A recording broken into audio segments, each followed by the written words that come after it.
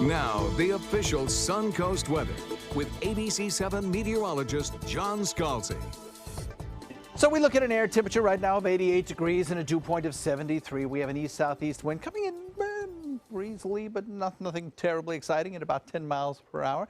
We do have some showers and thunderstorms beginning to move into the area, and there could be some gusty winds contained within some of those. But in general, the weather right now, not too terribly bad. If you need to go out and take care of some of those errands, maybe you need to check your boat, make sure all preps are done there, maybe run to the grocery store, maybe you're short on a prescription you need to have refilled. Now's the time to do it, because I think by tomorrow we'll start to see conditions deteriorate, and certainly by the second half of the day there'll be more numerous thunderstorms in the picture, and then by Thursday it's going to be kind of a sloppy mess on Thursday. 84 degrees in Lakewood Ranch, 88 degrees in Sarasota, Venice at 86, 83 degrees in Inglewood, 87 degrees in Punta Gorda, and Bradenton comes in at 84. Lots of deep tropical moisture lifting northward, developing a more southerly wind flow over the next 24 hours. That's bringing all of these showers further to the north. We're entering kind of a critical time for this storm. The showers moving inland, producing some heavy rainfall now from about Venice southward through Inglewood, also in interior sections around Northport and then up through Nokomis.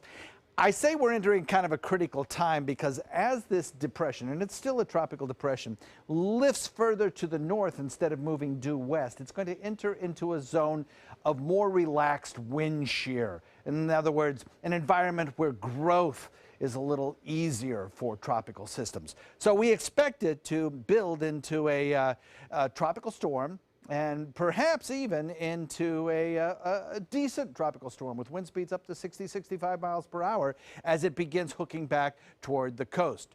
Hermine is what it will be called most likely, as the storm to the north will most likely not get a name before this storm does. As it moves onshore, it will start to expand its wind field on Thursday, and we could get some wind gusts around here.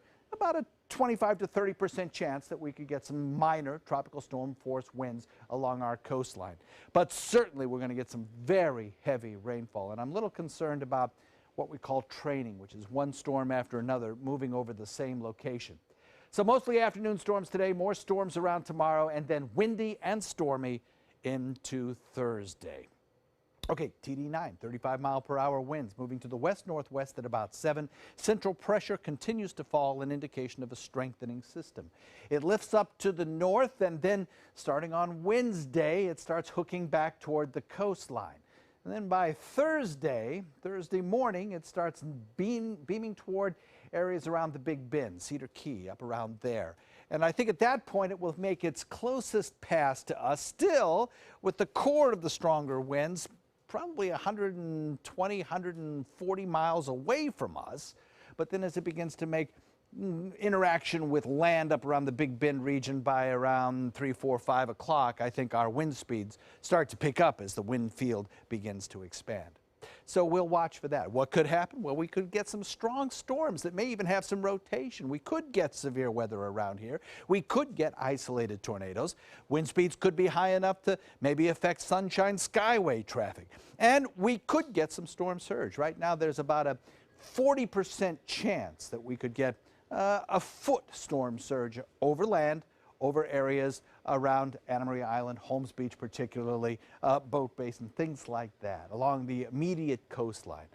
Wind speeds, they're not going to be the kind of wind speeds that will rip apart structures. We're not talking about that. But an onshore flow of 25, 35 miles per hour, maybe even 40 miles per hour in extreme northern parts of the viewing area, could indeed create rip current problems, could create the kind of spin necessary to produce some tornadic storms, and certainly could disrupt life on Thursday.